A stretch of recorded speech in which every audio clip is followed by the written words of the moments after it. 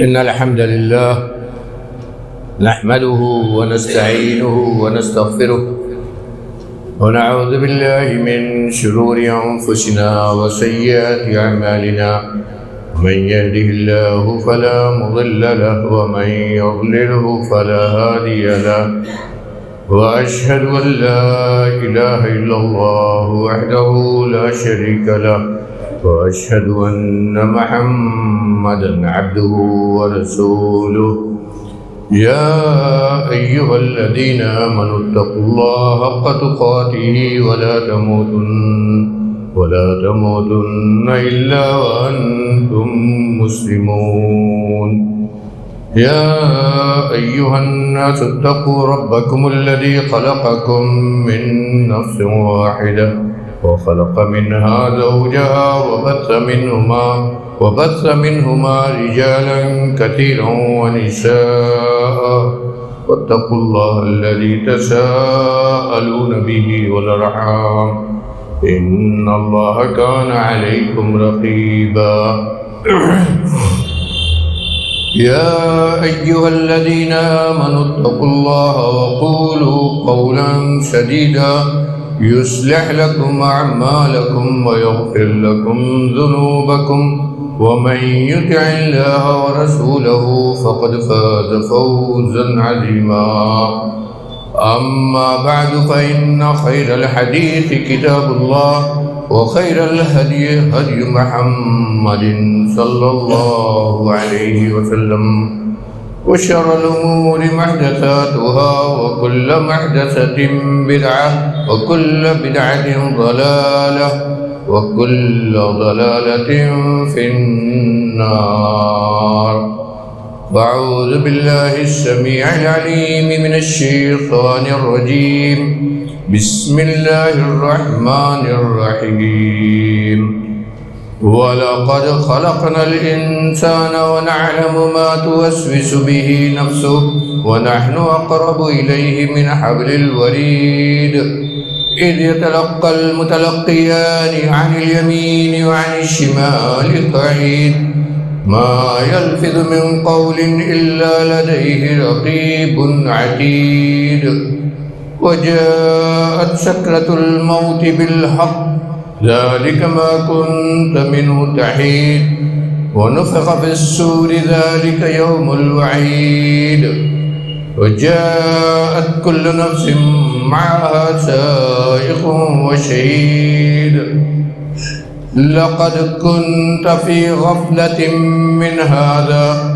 فكشفنا عنك غطاءك فبصرك اليوم حديد. وقال عز من قائل ولا تكونوا كالتي نقضت غزلها من بعد قوة أنكاثا ولا تكونوا كالتي نقضت غزلها من بعد قوة أنكاثا تتخذون أيمانكم دخلا بينكم أن تكون أمة هي أربى من أمة إنما يبلوكم الله به وليبينن لكم يوم القيامة ما كنتم فيه تختلفون. وقال في موضع آخر واعبد ربك حتى يأتيك اليقين. معزز حاضرین، دینی بھائیوں، نوجوان احباب، اسلامی ماں اور بہنوں، ذرا ہم سب سوچیں چند دنوں ہی کی بات لگتی ہے کہ ایک وقت تھا کہ ہم رمضان کے استقبال کی بات کر رہے تھے،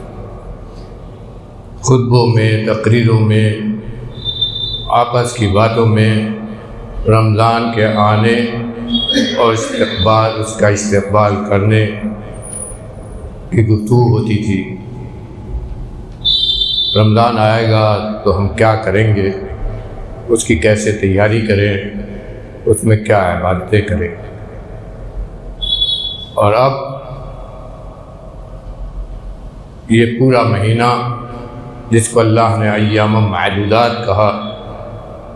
گزر گیا، اور اس کو گزارنے کے بعد ہم نے اللہ کا عظیم تحفہ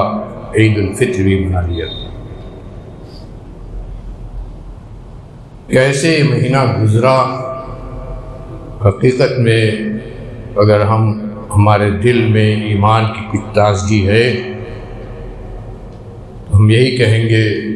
کہ ہم اس کا شعور بھی نہیں کر سکے۔ ایک عشرہ، دو عشرہ، تین عشرہ یہ اس طرح گزر گیا کہ سمجھ میں بھی نہیں آیا کہ کس طرح کتنی عبادتیں ہم نے کی اور کس طرح گزر گیا۔ بلا شبہ وہ لوگ بہت ہی باسعادت، خوش قسمت، نیک بخت رہے جنہوں نے اس مہینے کے آنے کا شعور اپنے اندر باقی رکھا، اس مہینے سے فائدہ اٹھانے کی کوشش کی، اس مہینے کو عبادت سے آباد رکھا، اس مہینے کی اہم عبادت روزے کے ساتھ ساتھ دوسری تمام عبادتوں کا بھی اہتمام کیا، اور کوشش یہ کی کہ عبادتیں کر کے اپنے رب کو راضی کریں، اور اللہ نے جو وعدہ کیا ہے جنت دینے کا، جہنم سے بچانے کا، اس وعدے کو حاصل کرنے کی کوشش کریں۔ بہت باسعادت لوگ مانے جائیں، کیونکہ نبی کریم صلی اللہ علیہ وسلم کی وہ حدیث ہم بار بار سنتے ہیں رمضان میں، رغم انف رجل انسلخ علیہ رمضان فلم یغفر لہ، وہ آدمی رسوا ذلیل ہو، اس کی ناک خاک میں مل جائے، مٹی میں مل جائے، جس کے اوپر پورا رمضان گزر گیا اور اس رمضان سے فائدہ اٹھا کر اس نے اللہ کے ہاں اپنی بخشش نہیں کرائی۔ تو گویا ایسا آدمی یہ بدبخت اللہ اس کے رسول کی نظر میں خائب و خاسر، رسوا ترین اور ذلیل انسان ہے۔ نیک بخت وہ ہوا جس نے اس ماہ مبارک سے فائدہ اٹھایا، اور بلا شبہ جس کے دل میں تھوڑا سا بھی ایمان، اس نے کوشش کی۔ اور اب ہم سب سے پہلے یہی دعا کریں کہ رب العالمین ہم نے رمضان مبارک کا مہینہ تیری رضا اور خوشنودی میں گزارنے کی کوشش کی، جو عبادتیں ہم نے کی، روزہ رکھا، رات کی نماز پڑھی، قرآن کی تلاوت کی، نفل نمازیں پڑھی، رب العالمین سب کو تو قبول فرما لے۔ سب سے پہلے ہماری رمضان کے گزرنے کے بعد یہ دعا ہونی چاہیے۔ یہ مہینہ کیسے گزرا کسی کو اس کا احساس ہوا اور کسی کو اس کا احساس نہیں ہوا۔ میرے بھائیوں، رمضان کا یہ مہینہ اللہ رب العالمین نے جس کی عبادت کا مقصد بتایا، لعلکم تتقون، تمہارے اندر تقویٰ پیدا ہو جائے۔ تقویٰ کیا ہے؟ اس کی سلف نے بڑی سیدھی سی بہت مختصر الفاظ میں اس کی تشریح کی ہے۔ تقویٰ کہتے ہیں اطاعت اللہ تعالی علی نور من اللہ رجاء برحمت اللہ واجتناب المعاصی علی نور اللہ علی خوف من عذاب اللہ۔ ایک طرف اللہ کی اطاعت، اس کی بندگی، اس کے احکام پر عمل، اس کی شریعت کی پابندی، اس کے عبادتوں میں اپنے آپ کو لگانا، علی نور من اللہ، اللہ کے نور کے مطابق۔ اللہ کا نور کیا ہے؟ اس کی شریعت، اس کے احکام، قرآن و حدیث کی تعلیمات کے مطابق۔ رجاء برحمت اللہ، اللہ کی رحمت کی امید کرتے ہیں۔ اگر روٹینی طور پر کیا گیا تو اس کا کوئی معنی نہیں ہے، ریا اگر اس میں داخل ہے تو کوئی معنی نہیں ہے، دکھاوے کے لیے کیا ہے تو کوئی معنی نہیں ہے۔ معنی اس وقت ہوگا کہ اللہ کی شریعت کے مطابق ہو اور اللہ کی رحمت کی امید ہو، اس سے اس کی رضا کی طلب ہو، اور دوسری طرف صرف یہ نہیں کہ اللہ نے حکم دیا ہے بلکہ بہت ساری چیزوں سے منع بھی کیا ہے۔ تو اللہ کی جو معصیت کا کام ہے، اللہ کی نافرمانی کا جو کام ہے، اس کام سے بچنا، اجتناب المعاصی، اس کام سے بچنا علی نور من اللہ، اللہ کے نور کے مطابق، یعنی قرآن و حدیث کی تعلیمات کے مطابق، خوفا من عذاب اللہ، اللہ کے عذاب سے ڈر کر۔ یہاں بھی ایک وہی بات ہے، روٹینی طور پر اگر ہم کچھ کرتے ہیں تو کوئی معنی اس کا نہیں ہے۔ اگر گناہوں سے بھی بچتے ہیں کہ چلو ایسا کر لو، بچ جاؤ، تو اس کا کوئی معنی نہیں ہے۔ معنی اس وقت ہوگا جب علی نور من اللہ خوفا من عذاب اللہ ہوگا، تب وہ تقویٰ ہوگا۔ اور یہ تقویٰ روزہ اور تمام عبادتوں کا مقصد ہے۔ تمام عبادتیں، اگر عبادتوں سے یہ تقویٰ ملتا ہے تو عبادت عبادت ہے، نہیں تو وہ عبادت نہیں۔ اور یہ کیسے ہم کو پتہ لگے گا؟ اور اسی سے یہ بھی پتہ لگے گا کہ ہماری عبادت اللہ کا قبول ہوئی کہ نہیں ہوئی۔ تو اس سے پتہ چلے گا کہ ہماری زندگی میں اس عبادت کے بعد، چاہے رمضان کی عبادت ہو چاہے دوسری اور بھی عبادت ہو، اس عبادت کے بعد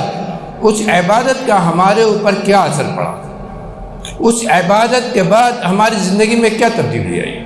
اس عبادت کا جو مقصد تقویٰ ہے، یہ تقویٰ کیا صرف اور صرف رمضان ہی میں رہا، یا رمضان کے بعد بھی یہ تقویٰ باقی رہا؟ رمضان ہی میں ہم صرف نماز کے پابند رہے کہ رمضان کے بعد بھی نماز کی پابندی باقی ہے؟ رمضان ہی میں ہم صرف اللہ کی عبادت میں لگے رہے کہ رمضان کے بعد بھی یہ چیز ہماری جاری رہی؟ اور اسی لیے سلف کے ہاں جو چیزیں ہیں، غور کیجئے، دو چیزیں عبادتوں کے بعد اور خاص طور پر رمضان کی عبادت کے بعد دو چیزیں بہت اہم ہیں جن کا ہم سب کو بھی اہتمام کرنا چاہیے۔ پہلی چیز ہے دعا، یعنی جو عبادتیں ہم نے رمضان میں کی ان عبادتوں کی قبولیت کی دعا۔ جہاں ہم کو یہ فکر ہونی چاہیے کہ ہم عبادتیں کریں، اللہ کی توفیق ہمیں ملے کہ ہم زیادہ سے زیادہ عبادتیں کریں، وہیں یہ فکر بھی ہونی چاہیے کہ یہ عبادتیں اللہ کے قبول ہوں، ایسے ہی نہیں قبول ہو جاتی۔ عبادتوں کے اندر عبادت کی جان نہیں ہے، عبادتوں کے اندر اگر ریاکاری ہے، دکھاوا ہے، صرف روٹینی ہے، تو وہ عبادت نہیں ہوتی۔ اس عبادت کو عبادت بنانے کے لیے اللہ نے چیزیں مقرر کی، نظام بنایا ہے، اصول دیا ہے، اور اس کے بعد جس طرح اللہ رب العالمین کی توفیق سے ساری عبادتیں ہوتی ہیں، اسی طرح اللہ رب العالمین ہی ان عبادتوں کو قبول کرتا ہے۔ تو جہاں یہ دعا ہم کریں کہ ہمیں نیکیوں کی توفیق ملے، وہیں یہ بھی دعا ہونی چاہیے کہ یہ عبادت قبول ہو۔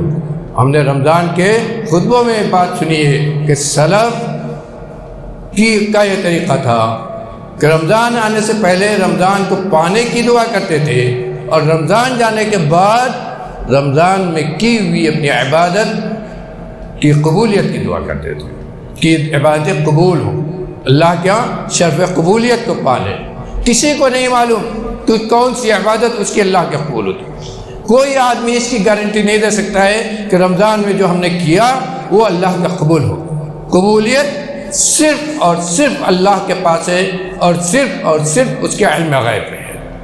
وہی جانتا ہے کہ کون سی دعا، کون سی عبادت قبول ہوتی ہے۔ اور اسی لیے اللہ رب العالمین نے رمضان کے احکام کو بیان کرنے کے بعد، رمضان کو احکام کو بیان کرتے ہوئے اسی کے بیچ میں کہا ہے وَإِذَا سَأَلَكَ عِبَادِي عَنِّي فَإِنِّي قَرِيبٌ اجیب دعوت الداعی اذا دعان، کہ جب میرے بندے پوچھیں کہ میرے بندے میرے بارے میں پوچھیں تو یہ بتاؤ کہ میں قریب ہوں، اجیب دعوت الداعی، داعی کی دعا کرنے والی کی دعا کو میں قبول کرتا ہوں۔ بیچ میں اس کو بیان کرنے کا مطلب کیا ہے کہ جب یہ عبادتیں کرو گے تو اب قبولیت کی فکر ہوگی، قبولیت کے لیے اللہ سے دعا کرو گے۔ تو پہلی چیز یہ کہ ہم اور آپ جو عبادتیں کر چکے ہیں اس کی قبولیت کے لیے برابر مسلسل اللہ سے دعا کرتے رہیں کہ رب العالمین ان عبادتوں کو قبول کرے، اس لیے کہ جب یہ قبول ہوں گی تبھی اس درجے کو ہم پہنچیں گے جس درجے کا اللہ نے ہم سے وعدہ کیا ہے۔ اور دوسری چیز جو بہت ضروری ہے اسے استقامت کہتے ہیں۔ اللہ رب العالمین نے قرآن میں خوشخبری دی ہے کن لوگوں کو؟ جو کبھی نماز پڑھتے ہیں اور کبھی نہیں پڑھتے ہیں، جو کبھی عبادت کا اہتمام کرتے ہیں اور کبھی نہیں کرتے ہیں، جیسے سمجھ میں آیا جب سمجھ میں آیا مسلمان پکے مسلمان بن گئے، اور جب اپنی غرض آئی تو اپنے من کا کرنے لگے، کہ ان کو اللہ نے خوشخبری دی ہے۔ ان الذين قالوا ربنا الله ثم استقاموا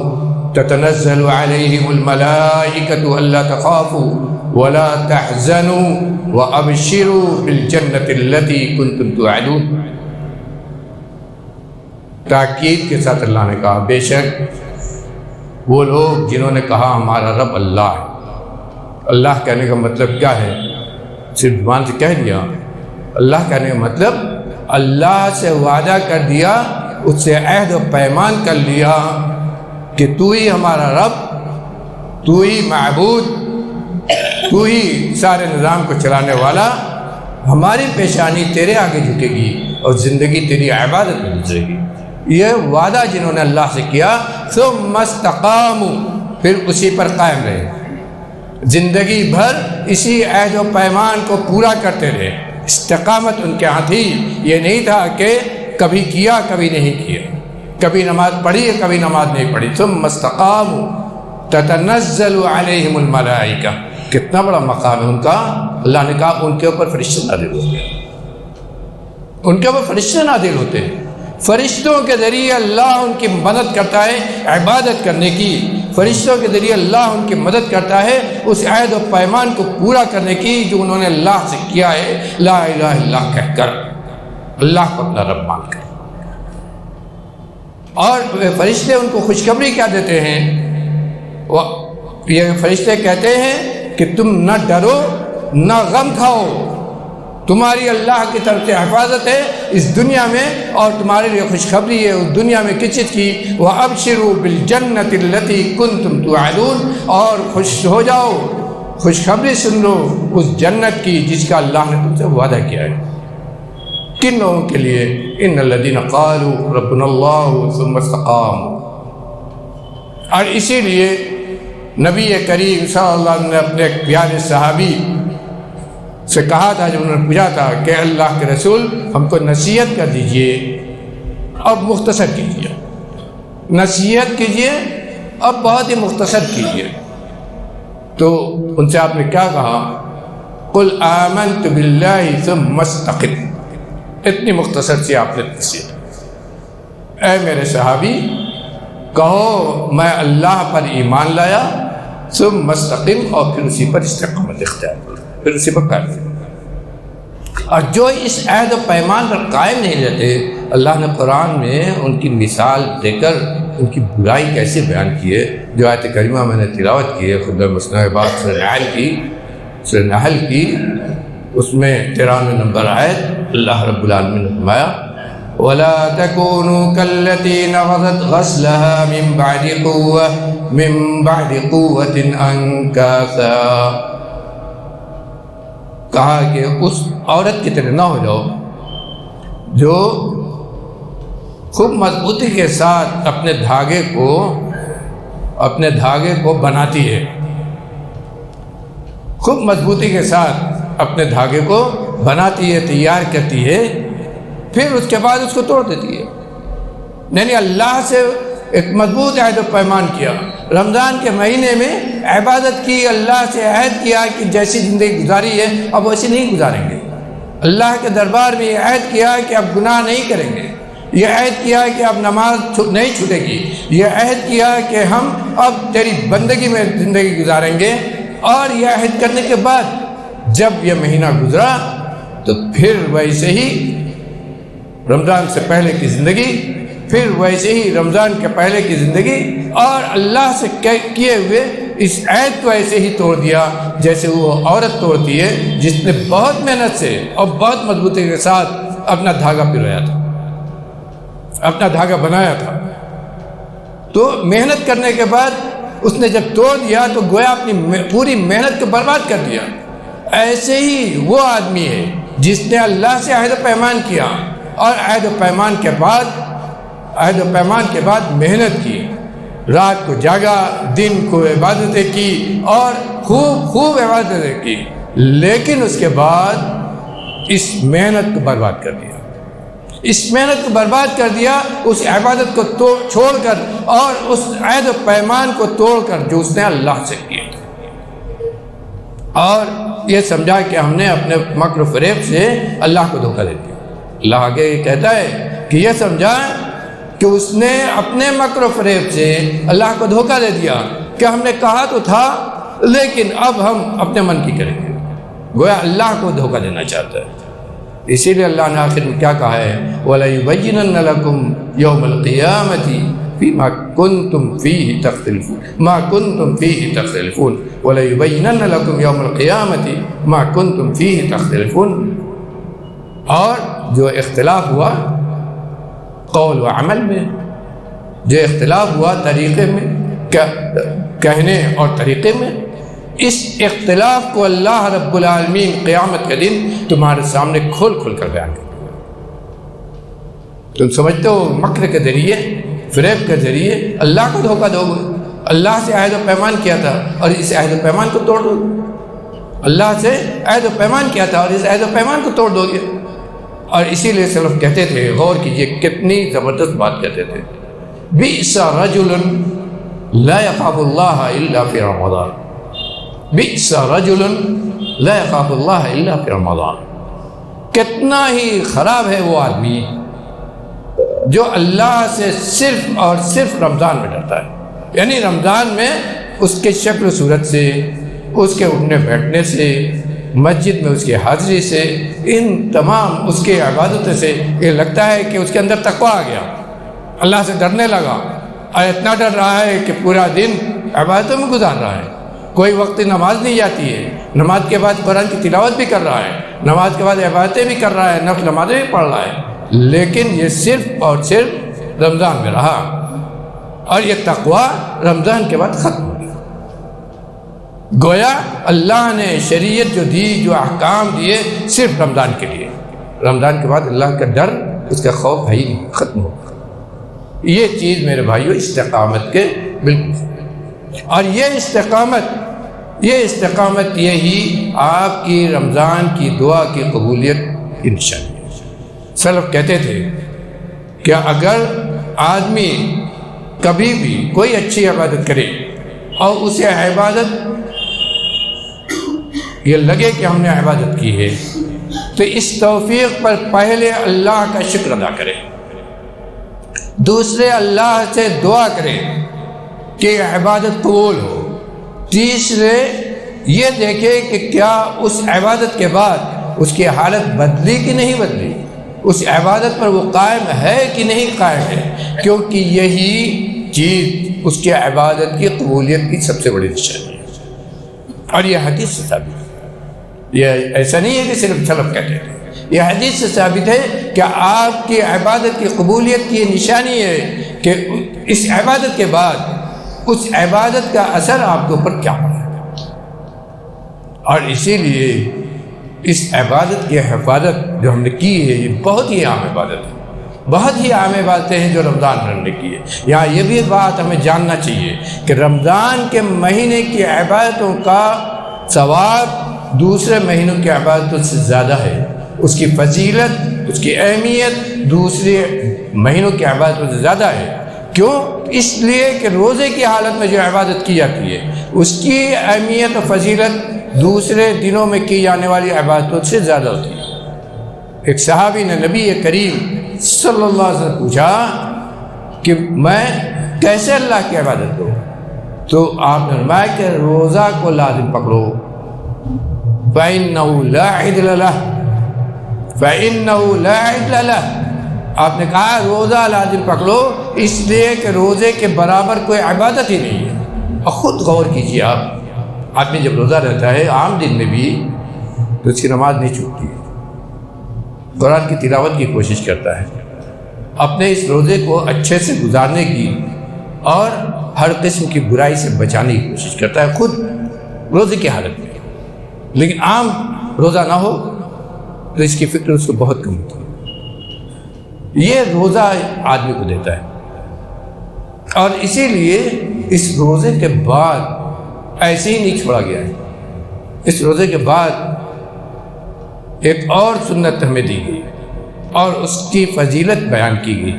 کیا ہے؟ نبی کریم صلی اللہ علیہ وسلم فرمایا من صام رمضان ثم اتبعه ستا من شوال فكأنما صام الدهر كله، جس آدمی نے رمضان کا روزہ مکمل رکھا اور اس کے بعد 6 روزے اور رکھے، رمضان کا روزہ رکھا اس کے بعد 6 روزے اور رکھے، تو اس نے گویا کہ پورے سال روزہ رکھا۔ روزہ 6 نفل ہے، فرض نہیں ہے، فرض وہی رمضان، پورے رمضان کا 29 یا 30 روزہ ہے، لیکن اس کے بعد 6 روزہ آپ نے اس کے ساتھ اور چکا۔ کیوں؟ 30 آپ کا پورا ہوا، ایک کم سے کم ایک نیکی کا جو ثواب 10 گنا ہے۔ 30 روزہ آپ نے رکھا، یہ 300 ہوا، اس کے بعد 6 روزے آپ نے رکھے تو 60 یہ ہوئی، 1 سال پورا ہوا۔ یہ علماء نے اس حدیث کی علت، اس کی حکمت بتائی، اور اسی لیے اس روزے کا بہت سے لوگ اہتمام کرتے تھے، بہت زیادہ اہتمام کرتے تھے۔ صرف وہی انہی کے ہاں، ائمہ کے ہاں اس کا ذکر نہیں ہے جن کو یہ حدیث نہیں پوچھی۔ امام مالک اس روزے کو نہیں مانتے تھے، تو ان کو بعد میں ان کے ایک شاگرد نے حدیث ذکر کی تو کہا کہ یہ تو بہت اچھی چیز ہے، ایک بہت اچھی چیز ہے، اور آدمی کا پورے سال کا روزہ ہو جاتا ہے۔ اس روزے میں رخصت دی گئی، پورا پورے شوال میں 6 روزہ آپ رکھ سکتے ہیں، اور پھر یہ کہ اس کو الگ الگ رکھے، 1 رکھا، 2 رکھا، پھر چھوڑ دیا، پھر رکھا، 6 ہونا چاہیے شوال کے اندر۔ علماء نے باقاعدہ اس کی تشریح کی ہے کہ اس میں اللہ نے چھوٹ دی ہے پورے شوال میں، لیکن شوال کے بعد نہیں۔ اگر شوال میں آپ رکھتے ہیں 6 روزے تو یہ شوال کے شش عیدی روزہ اس کو علماء نے کہا ہے، عید کے 6 روزے۔ اور اس روزے میں میرے بھائیوں ایک مسئلہ اور ہے، اگر کسی آدمی کا روزہ چھوٹا ہو سفر کی وجہ سے، بیماری کی وجہ سے، یا کسی عورت کا چھوٹا ہو شرعی عذر کی وجہ سے، تو کیا اسے اپنا روزہ جو چھوٹا ہے اس کی قضا پہلے کرنی ہے یا قضا کیے بغیر یہ روزہ رکھ سکتے؟ اس سلسلے میں علماء کے کچھ اختلاف ہے، لیکن حضرت عائشہ کی ایک حدیث میں بتاتی ہے کہ قضا کرنا یہ ضروری نہیں ہے، بلکہ بغیر قضا کیے ہوئے بھی آدمی یہ 6 روزے رکھ سکتا ہے، کیونکہ حضرت عائشہ صدیقہ رضی اللہ عنہ کہتی ہیں، اور دوسری صحابیات، دوسرے ازواج مطہرات سے مروی ہے کہ کہتی ہیں کہ ہم لوگ اپنے چھوٹے ہوئے روزے جو شرعی عذر کی وجہ سے ان کا چھوٹتا تھا، کہا وہ چھوٹے ہوئے روزے ہم لوگ شعبان میں جا کر پورا کر پاتے تھے، نبی کریم صلی اللہ علیہ وسلم کو دیکھتے ہوئے، آپ کا خیال کرتے ہوئے ہم لوگ سال کے بیچ میں روزہ نہیں رکھ پاتے تھے، اور یہاں تک کہ شعبان آیا تھا اور شعبان میں آپ بہت کثرت سے روزہ رکھتے تھے، تو اس بیچ میں ہم لوگ ان روزوں کی قضا کر لیتے تھے۔ اس سے معلوم ہوتا ہے کہ قضا کرنا یہ علی الفور، فوراً نہیں ہے، رمضان گزرتے ہی پہلے قضا کرنا ہو رمضان کے چھوٹے ہوئے روزوں کا، ایسا نہیں ہے، اس میں رخصت ہے، لیکن افضل یہ ہے کہ جتنا جلد ہو سکے آدمی اگر روزہ چھوٹا ہے تو ان کی قضا کرے، اس لیے کہ کسی کو نہیں معلوم کہ اس کی موت کب آئے گی، کسی کو نہیں معلوم کہ اس کی موت کب آئے گی، صحت مند ہے، اچھا ہے، سب کچھ ہے، لیکن اچانک موت آتی ہے، آدمی چلا جاتا ہے۔ تو افضل یہ ہے کہ آدمی جلد سے جلد چھوٹے ہوئے روزہ کی قضا کرے، لیکن اگر ان روزوں کی قضا سے پہلے اچھا عید والے شوال والے روزے کو رکھے، اس میں کوئی بھی حرج نہیں ہے۔ اللہ تعالیٰ میں کہنے سننے سے عمل کرنے کی توفیق عطا فرمائے، نبی کریم صلی اللہ علیہ وسلم سنت پر چلنے کی توفیق عطا فرمائے۔ رمضان میں جو ہم نے عبادتیں کی ہیں، رب العالمین ان تمام عبادتوں کو تو قبول فرما لے، ہماری ان عبادتوں کو شرف قبولیت عطا فرما۔ رب العالمین ہم کو ایک کر دے، نیک کر دے، ہمیں جو پریشان حال ہے ان کی پریشانی کو دور کر دے، ہمیں جو بیمار ہیں ان کی بیماری سے ان کو شفاء کامل عاجل عطا کر رب العالمین کو شفاء کامل عاجل عطا کر رب العالمین جو کاروبار سے ہیں کاروبار میں برکت عطا فرما، حلال رزق عطا فرما، جو کاروبار میں پریشان ہیں رب العالمین کے کاروبار میں برکت عطا فرما، رب العالمین ان کو کاروبار سے کر دے، رب العالمین آج دنیا میں مسلمان ہر جگہ پریشان ہیں، طرح طرح کی آفتیں ہیں، مصیبتیں ہیں، رب العالمین ہمارا تو معاون مددگار بن جا، تو ہمارا معاون مددگار بن جا رب العالمین، دشمنوں کے خلاف ہماری تو مدد فرما دے، دشمنوں کے خلاف تو ہماری مدد فرما دے، جو فتنے ہیں ان کو سمجھنے اور ان سے بچنے کی ہمیں توفیق عطا فرما، جب تک دنیا میں زندہ رکھ، اسلام پر دین توحید پر قائم رکھ، اور جب خاتمہ ہو تو لا الہ الا اللہ ہمارے ایمان پر ہو، وصلی اللہ علی خیر خلقہ محمد و آلہ وسلم۔